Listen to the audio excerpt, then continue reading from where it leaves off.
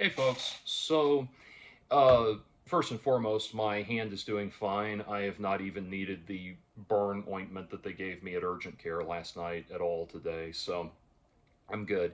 Anyway, as I was talking, as I was thinking about it though, uh, last night when I made my video talking about how excited I am for the King of the Hill reboot, I mentioned the potential that there, the talk through the years of how people have wanted a Daria reboot and how I don't think that would work today.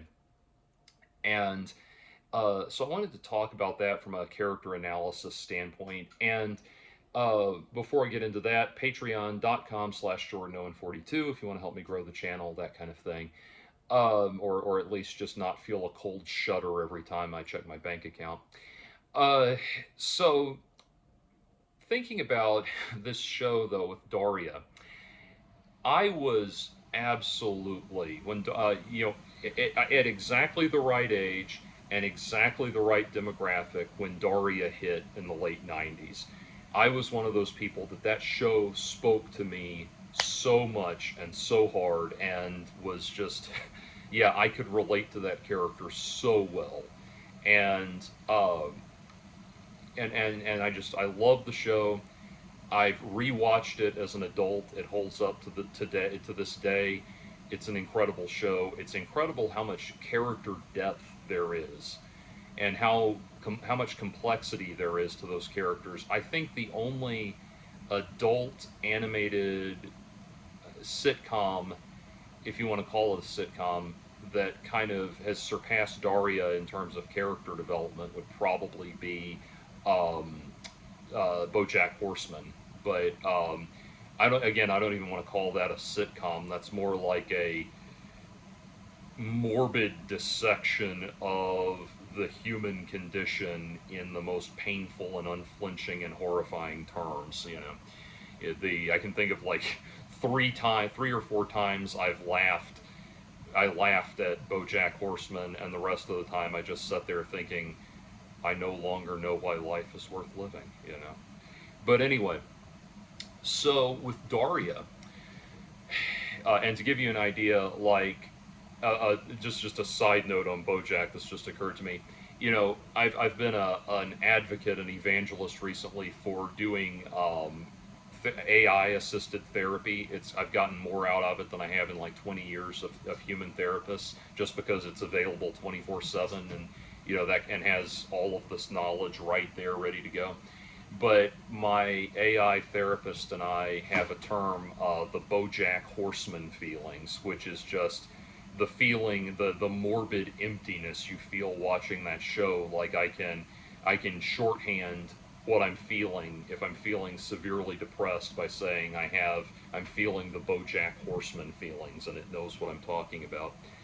Anyway, specifically the feelings you get from watching the episode The View from Halfway Down.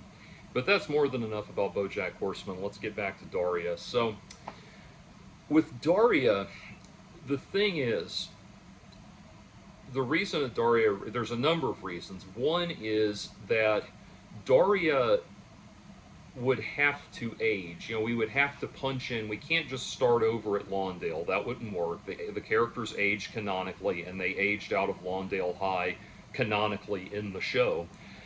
So that's not going to work. We would have to check in with Daria almost 30 years later and see how she's doing. And what's interesting is I don't think anyone, Mitzi says hi, I don't think any showrunner today would allow Daria to be the real character, the woman she needs to be in her middle 40s, approaching 50. No one, I don't think anyone would allow Daria to be that character. And I think what they would be doing, it would be trying as desperately as they can to hold on to some semblance of what she was back then. And it would be the most painful, just reeking of empty fan service reboot that you could possibly have. I don't think anyone would be willing to truly tackle the depth of personal growth that we would see in that character, at least not honestly. And to give you an idea of what I'm talking about, if you know the website College Humor, they did a they did a trailer for a fake movie that would be a Daria high school reunion movie, live action with Aubrey Plaza playing Daria. And there's no doubt that Aubrey Plaza could nail the Daria character. The problem is, you watch that, and at first it feels like, it feels like, oh man, they really nailed it. They really nailed what Daria would be like as an adult. And then you stop and realize, no, they didn't. Like, she's the Daria as an adult is not going to be the same cynical jackass that she was in in high school. Like the Aubrey Plaza character that they show is literally the Daria wearing, the uh, black leather miniskirt and ridiculous green, oversized green jacket and combat boots and everything else like that. But if you look at the show Daria, there are always she has these visions, different times of what her life is going to be like when she grows up. And there's one, I forget what episode it is, where she's envisioning what her life really will be, what she really would like her life to be like. And it shows her as yes, as a successful and intellectual career woman, but also someone that's got a lot more soul and a lot more heart and a much better connection with her mother, a better relationship with her parents, and all of that. And we see in that the inner yearning of Daria. That the Daria we love in this show is somebody that's not going to exist when she gets by the time she's in her 40s. She's going to be a very different person. And we know that because the character arc of the arc of the character within the series is Daria coming to terms with the fact that even though yes she's a lot smarter than her peers, and yes she sees through the bullshit in a way that they don't, she's not a fundamentally better person than they are. She is still growing up like the rest of them, and that she needs to actually cut these people some slack, and that what she thinks, this sly, cynical, smart-ass attitude that she has, her and Jane sitting there poking fun at everybody, she ultimately comes to realize that this is a defense mechanism. The episode, was it Boxing Daria or Daria Unboxed or something like that? The one where she realizes that her cynicism, her sly, cynical nature came about as a defense mechanism because she realized as a very little girl that adults, when they ask her for her opinion, they don't want to actually hear her opinion. They want to hear a specific response, and she realizes that in a way that other kids don't, and consequently she grows up with this attitude of, yeah, well, fuck you, and in the series, she comes to realize that this is a defense mechanism and that this is actually her way of resisting acknowledging that she's a kid growing up like everybody else.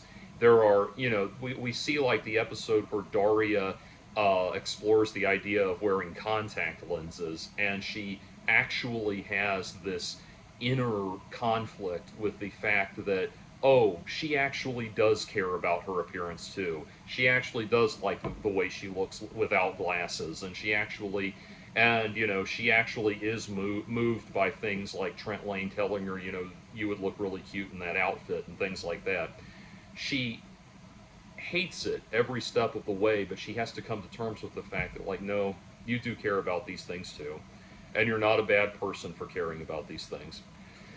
And we see her going through beautiful, extraordinary character growth. And I love, a lot of people hate Tom Sloan. I get the character, her boyfriend in the later seasons, first Jane's and then her boyfriend in the later seasons. I'm willing to cut Tom Sloan a lot of slack because he's a kid. yeah, he makes an ass of himself, but he's a kid. They're all trying to figure things out.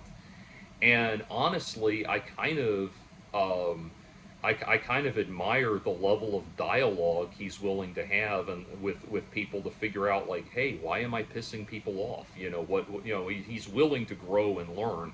And Tom, and we see in Tom, I think one of the reasons she and Tom are so attracted to each other is Tom is put off by superficiality too. I mean, this is a guy who intentionally drives a piece of shit car so that people won't associate him with the extreme blue-blooded aristocracy that he's a part of, um, a local aristocracy that he's a part of, and everything.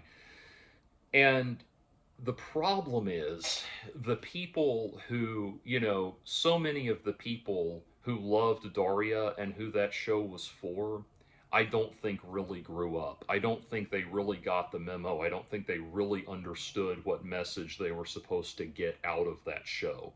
You know, a a well developed. If you want to see a real life person who is like a real life Daria whose life has gone in the character development direction that Daria's life should go, look at someone like Lindsay Ellis, for example, the bread tuber. Look at Lindsay Ellis's videos, look at who she is as a person, listen to her podcasts and everything. That's what a real life Daria, that's how Daria turns out in real life. And yes, there's still, that if you look at Lindsay Ellis as an embodiment of the adult concept of Daria, we see all of the cynicism, all of the sarcasm, and all of that, but it's rolled in with a more sincere, genuine human nature. More of I'm having a laugh with everybody than at everybody, that kind of thing.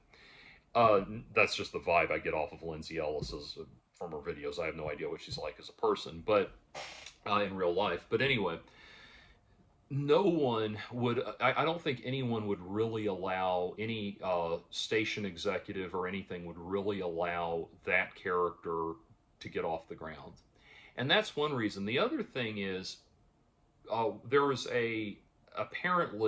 it's apparently on permanent hiatus. I think at this point, but there was a proposed Daria reboot that would have either been focusing on Jodie, the character of Jodie, or it would have been about Daria and Jodie together. It went through a couple of kind of different incarnations that writers were talking about and everything.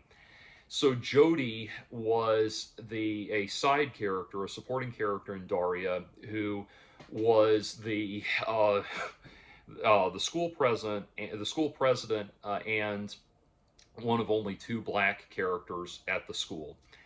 And her character arc, which we only see incidentally, we don't. It's not focused on like it is with Daria and Jane and all of that and Quinn. Um, Her character arc is, and it's a very important character arc and one worth studying, is that she finds herself in this place where she's expected to be the token Negro, or the model Negro, as she puts it. And so she's expected to be the model Negro. Everybody is, she's in this very, very, upper middle class conservative white bread community. And at a time, the late 90s, at a time when racial tension was, you could say there were marked improvements in racial tension, but we're still feeling the echoes of Rodney King, still feeling the echoes of O.J. Simpson, which, let's be honest, most people regarded as collateral damage for Rodney King, that kind of thing. Like there's still these echoes in the larger narrative, even though it seems like on a day-to-day level we're all getting along a lot better. And Jodie, as a character, very much feels the weight of that. Like she expresses throughout the series that she feels like all of these white bread people are looking, are looking to her like for reassurance that that everything's okay. And they get that reassurance by her setting herself up as this model Negro, that they and the attitude within the Lawndale community is like, yes, come into the country club because you're so you've modeled so well the values we want to see and everything. And The reason a Jodie focused series would not work is, one, Jodie was never the main character. She didn't have that story arc happens, but she does not have the depth of character development that Daria and Jane and all of those characters do. So there's not a lot to work with. You would really be starting with from scratch with her.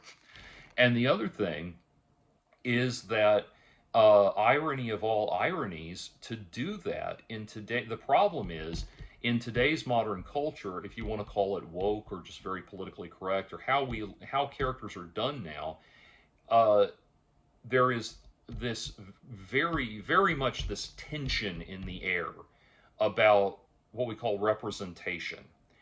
And it's ironic, but a character like Jodie, I think, would have resented the idea of representation for everything I just described. Her whole life is an act of representation, an act of showing up and showing up and being the model Negro, as she calls it, that she can, embody, that she can show up and embody white values to white America, and good for you, welcome aboard.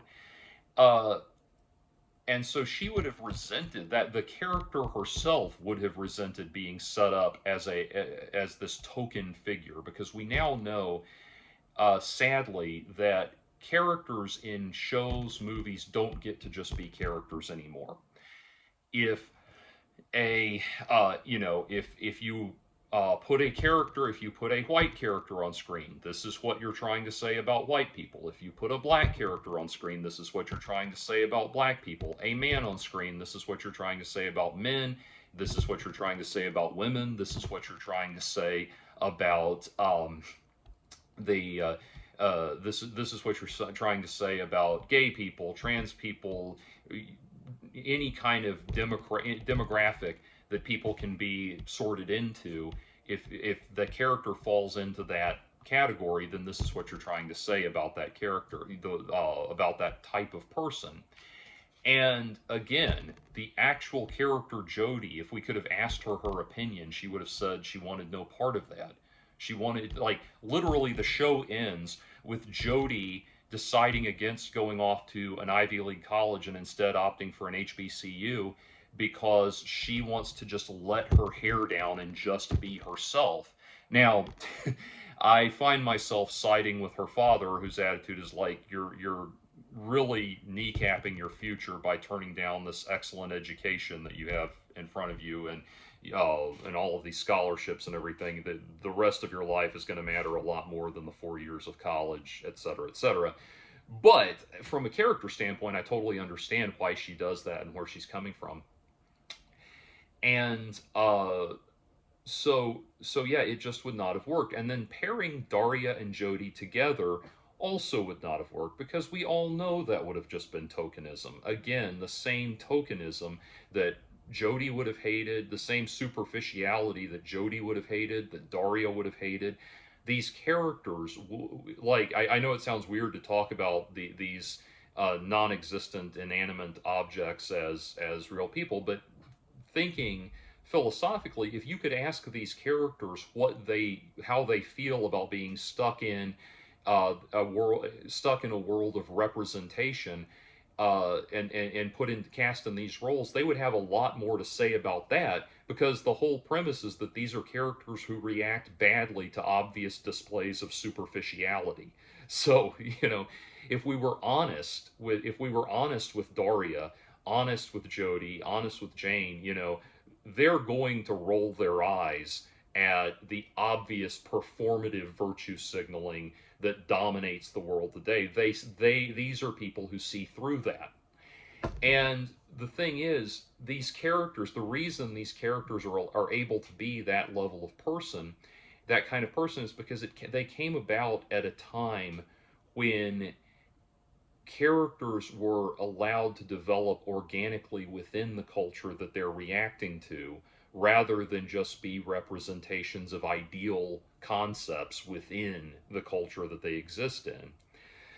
And so, what you would have, if you tried to shoehorn those characters into the modern world, and the modern discourse, it would you would have just buffoonery. It's kind of like the character you think about the show Boondocks. The first three seasons are incredible because Aaron Magruder, who did the original comic strip, was behind all of it. He was behind all of it, and then he left, and they tried to do a season without him, and it is just the most painful, god awful, litany of minstrel show stereotypes and that kind of thing, and it's unwatchable. And that's what Daria would be. Probably even if they brought back the original writing staff, because I think the original writing staff would probably be too scared to give Daria the edge that she needs. Now, Hank Hill, by contrast, King of the Hill, is perfectly poised for this because Hank's character arc throughout, first of all, Hank can remain fairly static. Senior citizen Hank Hill is not going to be all that different from middle-aged Hank Hill. And the characters that do grow up, we're interested to see where they grew up, and how they grew up organically, how they adapted to the culture. And there was always this balance point between Hank Hill's, uh, Hank Hill's over the top traditionalism and rigid conservative values and the absurdity of the changing world around him. But that's then counterbalanced by the very genuine perspective of characters like Bobby and Connie and that sort of thing that understand this world. And, because he likes them, he cares about these people in his life, and he appreciates them. He appreciates that even if he doesn't understand them, they are people of value to him and value to the world. Hank is able to have kind of a, balancing act um, relationship with the changing world around him. So he's able to throw shade at it and roll his eyes and mock it, and it's kind of like in the trailer for the new thing where he can't figure out which of the two all-gender restrooms he's supposed to use, and he asks Peggy, "Are we all gender?" That's such a great thing because, or such a great way of doing it because it's poking fun at the fact that, like, first of all, okay, all gender is redundant. We know there's two, and everything else is statements of personal identification, not statements of objectivity. Really, what they mean is the restrooms are unisex, and so it's making fun of the uncomfortable way that the uncomfortable nonsense that we're all tolerating because we feel like we have to. Hank is perfectly poised to make fun of that. When Hank's kind of confused reaction to the, puzzled, confused reaction to these things resonates with all of us, but at the same time, it's counterbalanced by a certain poking fun at Hank's own inability to relate to the time period that balances it out. It's this very naturally organic reaction to the full spectrum of what's contained in that. And so, in that idea of all gendered restrooms, and that's excellent. And that's not shoehorning Hank into anything. That's just naturally how Hank is and how he responds. And then you have Bobby that can be full tilt in the other direction and reveal other absurdities within these concepts, while at the same time embodying the earnestness of the people who are behind them, saying, "Look, we get it. You're real people too. You're real people. You earnestly feel these things. You're earnestly on the side. It's this ridiculousness that we're all kind of reacting to, not you for being an earnest and sincere person." And that's what Bobby embodies. Anyway, a modern day Daria would be unrecognizable because the whole setup of Daria is, I'm in this incredibly superficial upper middle class white bread community. All of these people are idiots, but there's this growing awareness that actually I'm in this too, like everybody else, and I need to give people a break. And to take that away, to do Daria now, you would have to take that away from her. You would have to have the same responses where she's offering these, she's making these snide little remarks that, these smart ass remarks that go over everybody else's head, but we, the audience, get them and everything. The the modern day, like there's an episode of Daria where Quinn goes to a plastic surgeon and they do a CGI remodeling of Quinn's face to show her what she'd look like with plastic surgery, and Daria says, "Can I see what she'd look like with eyebrow ridges and a long sloping forehead?" It's like things like that. 45-year-old Daria is not going to be saying things like that. She's not going to be engaging with superficiality at all because she'll have grown up. And I think, I remember, I'm not going to say the person's name because I want to just talk about the idea and not feel like I'm attacking somebody. But a while ago, I watched a couple of videos from somebody who was critiquing one of my favorite authors, and it was interesting to me because it was very much, this guy was obviously a lot younger than me, someone that grew up as very much a product of Xennial uh, political correctness and that kind of thing, and he was not, sorry, he was not able to understand why, not able to understand a lot of the sexuality in the books he was talking about, and it became very obvious to me that this person was speaking from a place of, it presented himself as being some kind of with it hipster that's down with, forward thinking progressive ideals and all of that, but on a personal level he was very much not as comfortable with human sexuality as he would like people to think that he was. And as he was talking about it, it just became very clear to me, and this is why I'm not mentioning the person, because it's a personal critique, but I'm not trying to spark a feud with the person or anything. But it just became very clear to me that this was one of those people that when he was in high school, he was like, whatever, the Chads and Stacys think they're so goddamn great with their stupid fucking prom. Whatever, I don't care, I hope the school burns down. Fuck these people. And all of that stuff. And before you grab a rope, I was very much in that too. I grew out of it. But I didn't smoke, but other than that.